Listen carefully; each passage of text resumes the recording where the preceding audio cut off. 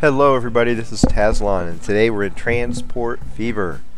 This is as it says, it's a transport game. You get to build trains, train lines, truck lines, boat lines, and plane lines. And hopefully make money along the way, because if you don't make money, you're not going anywhere. And you just kind of get frustrated and quit, and you're upset at the game because they obviously built it wrong when really you just played it wrong. So people have trouble in hard mode, especially if they try to start with trains instead of trucks. So that's what we're going to do today. We're going to play a sandbox game, a free game, and we are going to try to become a billionaire by the year 2000. That's our goal. Become a billionaire by the year 2000. Now I'm going to present this as an instructional series. So I'm going to try to keep the videos, I would say, under 20 minutes in length. May not always be possible. I tend to get talking and I don't notice the time. So hopefully I adhere to my own rules on that to keep the videos watchable. And it'll start off heavy with tips on building lines as you start out, because that's really makes or breaks the game right from the get-go. And I'll show you building my first line, and then what will happen is, as I show you something, I probably won't show me actually doing that again later in the game, because I doubt anybody wants to see me do the same thing 10 or 15 segments in a row. I'll start off with tips on building lines, then as we build the first line, go into things to look for and balancing your train cargo capacity with the number of trucks you need to transport to town, and we'll just progress and see if I can get a billion by $2,000. Here's my startup rules. World format 1-to-1, large map, flat terrain, start in 1850, hard mode. And because it's a sandbox game, I'm going to pick the map that has all the sand, USA. If I'm in a sandbox, I need sand. Europe's a bunch of grass. For some reason, urban development has no idea that there actually is grass in the desert southwest. It's not just a complete sandbox, but that's how they choose to portray it, so that's where we're playing. And I'm going to randomize my seed. I have never seen this map before. Now, I've been playing for a couple months, so there's a small chance I'm going to get a map I've actually seen before, but the odds of that are pretty low. I certainly don't remember all these little alphanumeric random numbers they put on these seeds, so I'm just going to click and we'll go here.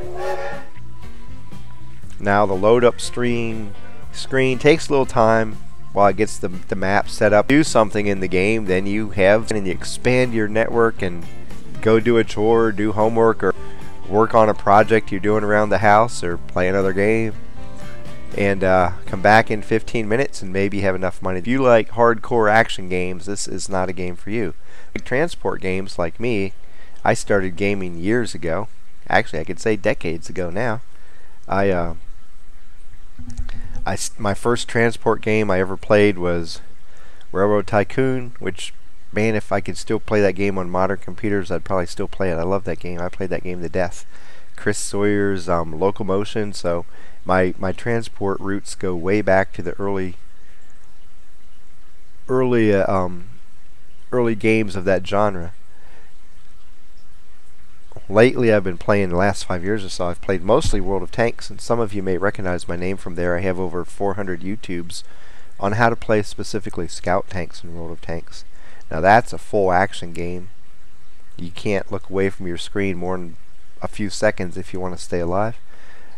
But we're on Transport Fever now, and we're going to make $1 billion by the year 2000. One thing I didn't mention, because it's not in the rule set there, I am willing to take out loans. I'm not playing penny pincher. Maybe I'll do that again at some point in the future, try to play hard mode penny pincher, because quite frankly, easy mode, moderate mode, who cares? You make so much money in those two difficulty levels. If you need a tutorial to play those, then you should probably find another game or just go drool in the corner, because you have no hope.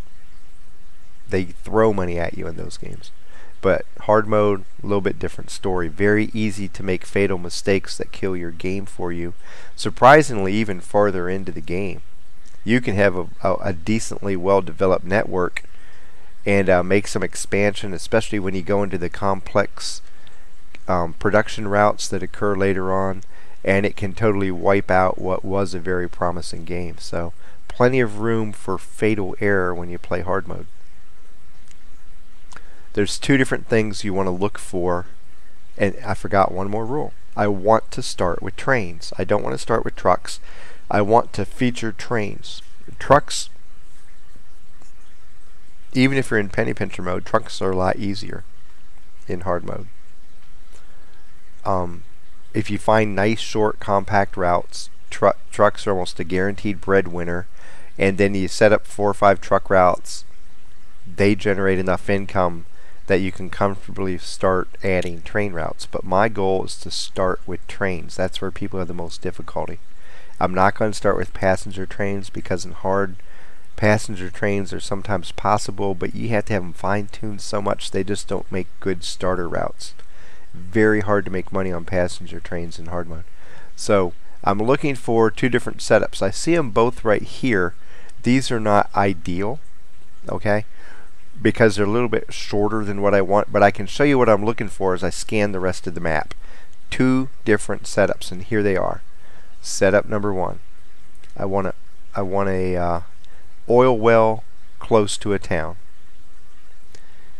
And then let's see if I find another one down here. Okay, here's another one. This would actually be a good startup route. I have an oil well close to Omaha, and I have a refinery a decent distance away. I don't want it too far away.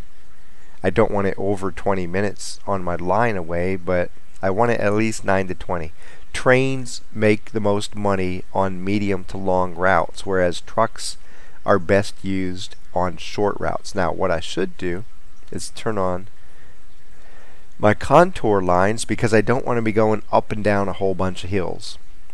It causes me to build tunnels, build bridges, do terraforming, and it sucks the money out of my bank account. I spend so much money building my rail line, I have no money left for trains. I'm willing to take loans, but I just don't want to throw money away left and right, because that puts me in a very vulnerable position financially. So I want my oil well close to town,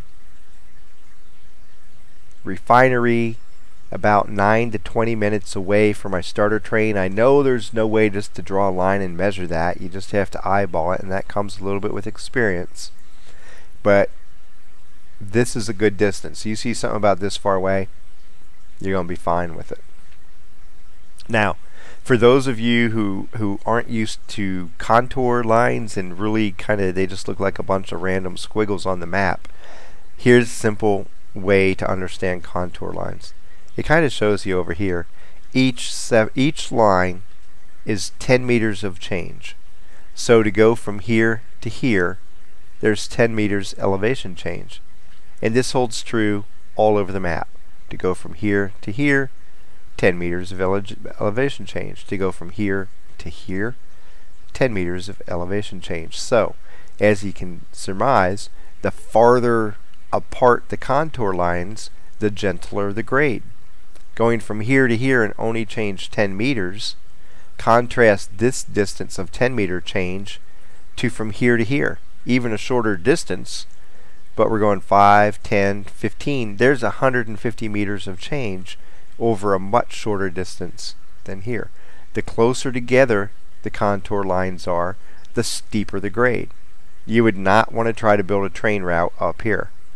First of all, you wouldn't even be able to do it. It's too steep. They wouldn't even let you build a track that way. You'd be somewhere in the middle of the mountain playing Minecraft, because you'd be deep in a tunnel. Starter routes should try to stay on as flat a terrain as possible, because your starter trains aren't very powerful. They don't go very fast, they can't pull a lot of weight, and so terrain changes are not their best friends. It slows them down, and you're looking for certain key things to make money on your starter train. You want to be able to go fast, you want to run full cargo both ways, and you want to have a fairly straight route, because you make money based on how the crow flies. If I can build a route directly there and back, I'm optimizing the financial efficiency of my route. If I got crazy and decided to go around here and make this look like a maze, I'm going a whole lot of distance but not making enough money to compensate for the distance I've traveled. I want to make my route as straight as possible. Now there's always going to be cases, even here, where there's going to be small curves. The other thing is, if I throw in a lot of curves, I'm slowing my train down. Especially if they're sharp curves. Your train has to slow down in order not to derail going around the turn. So turns are bad. There are times where you need them, but you try to minimize. You reduce the amount of times you have to turn if you're smart, and you also make the turn as smooth as possible and as long as possible. You don't want to make tight turns. So we have resource center close to town, oil well, refinery 9 to 20 minutes away, and it doesn't matter if this is close to town or not. Here's the idea. I'm going to make a train. I'm going to put tank cars on it. I'll carry crude oil to the refinery. It will convert it into fuel, which I will carry all the way back to my oil well, and then I will truck it into Omaha. In this case, because it's fuel, it will go to my industry, my industrial buildings, which are yellow on the land use map. That's one of the routes I'm looking for. The other route I'm looking for is represented on this map as well. As a matter of fact, I may actually start playing right here because I've lucked into something that has both. I have a farm close to a town. Just so happens that it's Omaha. This is cool because I can supply 2 commodities to Omaha at the beginning. Farm to food processing plant. And now with this train, what I'll do, and here again, on here, I don't really have a lot of terrain change. If you notice, this contour line is the same as this contour line, because if you follow this up and around, it's the same line. So between here and here, there's a very slight incline up and then a general grade down. Very little change from here to here, so I don't have to worry about terrain. And fortunately, because these are sometimes totally whack, the way out of this maze of fields happens to be the exact direction I need it to be. So this farm is built perfectly for me. A lot of times, and this is just luck of the draw, you'll have a farm like this close to a town, but the way out is this way. And this is covered with fields. It costs money to destroy things. So if I want to go out and around back here, that's fine, but remember, I'm going the wrong way. I'm not getting paid to go this way. I'm getting paid to go this way. So I'm wasting a lot of time, and then my route wouldn't be optimal. The way to overcome that would be to just build my line through these fields and destroy them. Cost a huge amount of money. So having the exit from the farm already pointed in the direction I want it is a huge plus for this farm. Close to town, food processing plant. I use box cars, pick up livestock, run it over to the food processing plant. They butcher my livestock, convert it into various cuts of meat, and I can return food to the farm. And you already know what I'm going to do. Truck it into Omaha. This is a great example, since Omaha is historically in the early West. This was one of the big livestock centers where they collected steers from all around the plains and shipped them off to the east to be butchered. So this kind of historically is even accurate. Now with food, we're going to be serving the commercial buildings, the blue ones. And the way the game is set up, you have one choice with oil and fuel that makes it easy to get initial product to industry, one choice which is livestock, and food to get an initial commodity into your commercial buildings. Those are the 2 type of routes you want to start with. There's the only 2 you should consider. Don't even consider anything else when you're running trains in hard mode. That's what you want to go with. They will allow you to generate enough money fairly quickly so that you can build your expansion in your line and start working toward your $1 billion. Now, I'm not going to scout out the whole map because I'm committed to playing this one, but you're going to see that as I add lines, I'm looking for the same lines. I want to keep it simple. I want to keep it profitable.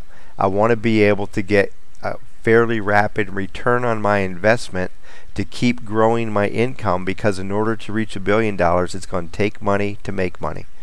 And so I just need to keep growing how much I'm making. And it'll probably look like I'm not going to make it. We're probably going to get into like 1925, 1945 and go, oh my God, Tesla, you're not going to get to $1 billion. But the whole idea is, as I'm adding rail networks and as I get the bigger trains and I start providing product to more than one town on each line, I can really ramp up how much product I'm pushing down my rails, and you'll see that at the end my income is going to explode, and hopefully I'll reach $1 billion by 2000. So, review. Oil, where to go? To refinery with the oil well close to town. Farm to food processing plant with the farm close to town. They are my initial goals. In both cases, I want a fairly straight line back and forth. I don't want to have to go around terrain, and I don't want to have to go over or under a lot of terrain changes. So both of these routes are really ideal as a startup route. So what I will do when I come back is I will show you how to lay the track in an efficient way and cost-effective way, how to adjust your town to where you can distribute product with the minimum amount of facilities and trucks possible, and then we will build some trains and watch it start going to work and see how much money we can lose. There's a little foreshadowing, because when you start your initial line in hard mode, be prepared to lose a bunch of money. It's going to happen, and you can't panic when it does. So on the next tube, we'll actually lay some track, and we'll get this whole thing up and running.